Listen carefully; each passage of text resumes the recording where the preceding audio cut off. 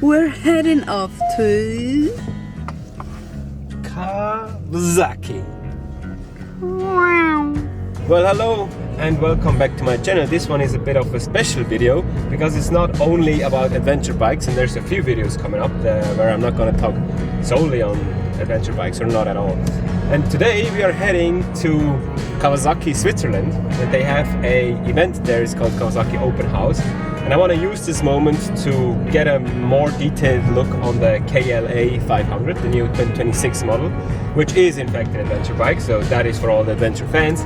But also there's going to be the whole lineup of the Kawasaki models 2026, and we have my Fiancée here, who is 160 centimeters tall, a little bit more, 162 centimeters. And so Kawasaki is a lot of good bikes if you start riding, so entry-level bikes, and I just want to go over them and maybe also do some sit-on tests with her, so you have a feeling if you know someone who needs a new bike or wants to start riding, that's going to be a cool video for you. And also they have a huge museum with a lot of vintage and old Kawasaki bikes, and I think we're going to look at those first, so enjoy.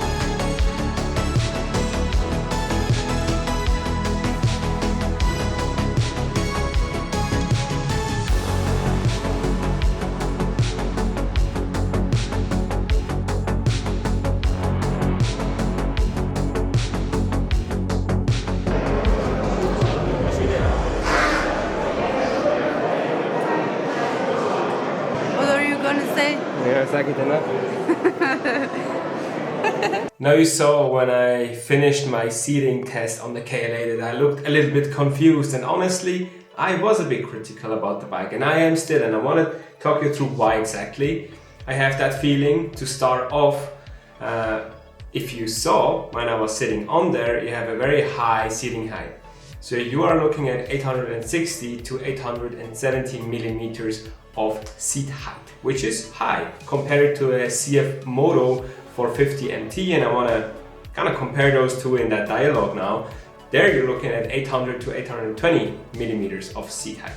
So it's more accessible, and still when you are sitting on a KLE, you have the feeling that it just feels weird. The whole ergonometrics, it doesn't feel like the other adventure bikes, because normally if you have a very high seat height, you gain for it a lot of ground clearance, right? Well, on the KLE that is not the case. You have a ground clearance of 185 millimeters, and to put that into perspective, on a Yamaha Tenere you clear out at 240 millimeters, and also the 450 MT has 220 millimeters of ground clearance.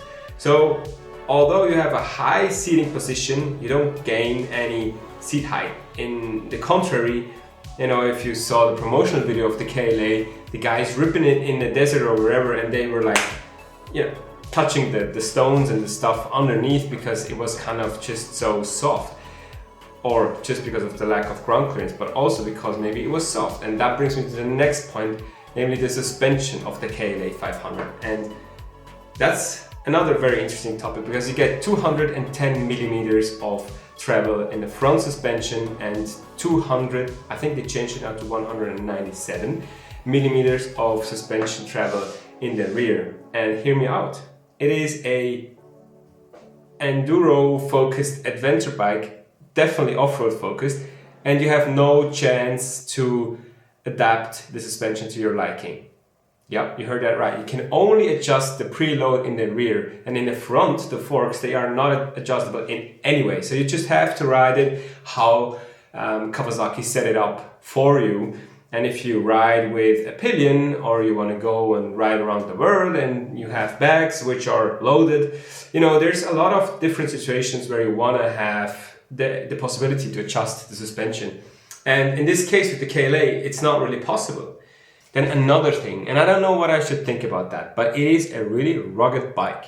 I mean, if you look at the screen, for example, you have on the standard version KLE no TFT at all. You have no color, it's just black and white, and all it does is basically show you how fast you're going and how the RPMs are looking like.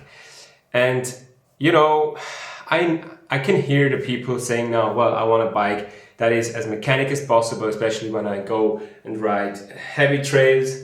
I don't want that electronics in there, but still, you know, for the price that it comes to KLE, there's literally nothing in there.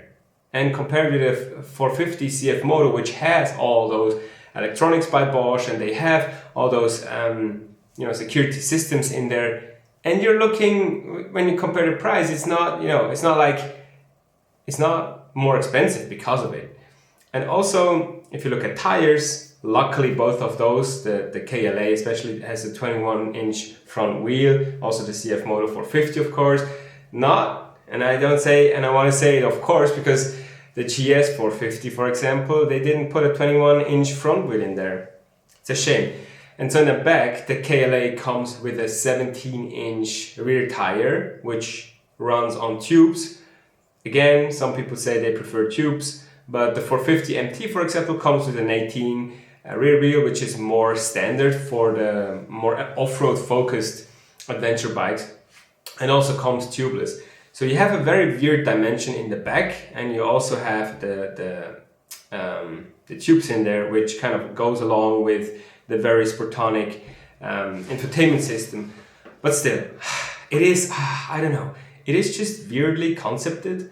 And for me, it's kind of sad to see the way they went with this, because I would have wished for a very competitive adventure bike in a maybe little bit bigger market, where we talk about 2 cylinders, around 800 to 900 cc, a real travel adventure bike to go around the world with the quality that Kawasaki is known for. And now we got that 500 KLE, which comes a lot later after the first original KLEs, but they didn't really update anything. And so my question is, why update anything at all? Why don't just put out, you know, a heritage version of the old one, or I don't know. But that being said, I am very happy that Kawasaki decided to put step back into the adventure market, the adventure motorcycle market. And I'm going to be, although I'm a bit critical about the stats and, you know, the facts that we have for now, as much as I know that bikes are now at the dealerships, and I'll be interested to also test it out. And maybe, you know, it rides and feels very different than what the tech sheet proposes, and I'm looking forward to that. So continue with the video.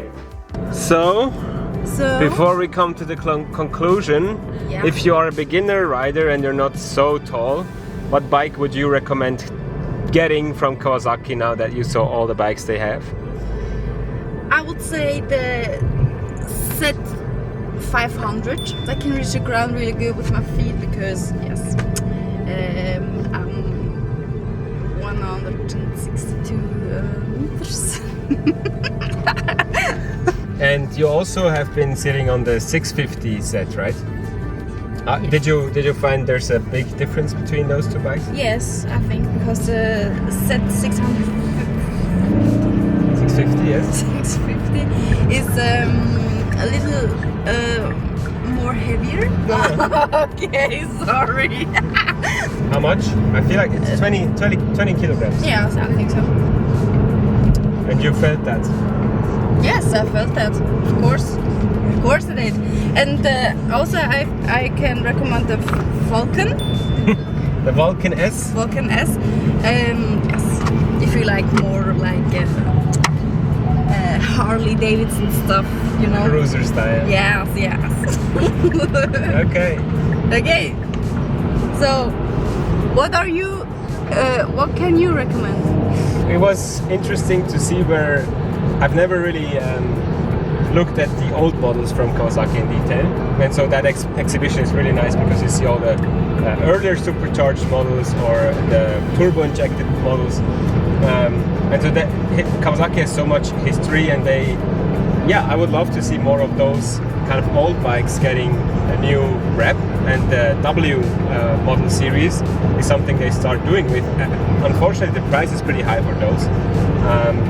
On the other hand, the price for the KLE 500 is pretty low, but I was feeling a bit uncomfortable when I just did the test sit-on, so I will need to really ride it on a course or somewhere to give more detailed feedback. But from what I saw right now, it's kind of like a really niche product, and I thought it's more like for the bigger masses, for the broader masses.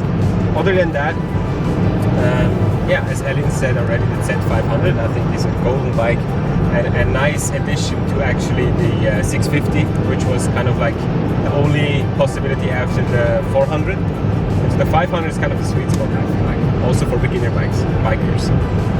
Yes, so thank you for watching this very unprofessional vlog, and looking forward to see you guys in the next one. Bye!